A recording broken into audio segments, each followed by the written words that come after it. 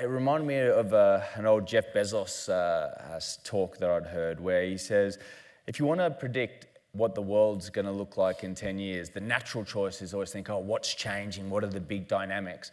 But he actually turned everything on its head. He said, okay, actually, predicting, technological advances, pharmaceutical advances is so challenging by definition. It's blue sky. Instead, what are the things that aren't going to change?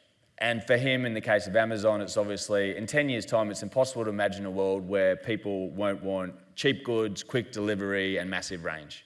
Okay, so from our perspective, what's not going to change in 10 years' time, and who will that favour? Well, there's been I'm not usually in the in the habit of quoting communists, but Lenin has this famous quote where he says that there are decades when nothing happens, and there are days when decades happen. And I think that's what's happened in terms of the European defence space. For the first time since the Second World War, the Europeans are massively stepping up in terms of their defensive spend, going from perennially less than their 2% NATO obligations to 3.5%, even 5%. And that's not going to go away depending on who's in the White House. That is in place. That's a 10-year trend. And I think there's going to be some real value creation on the back of that theme.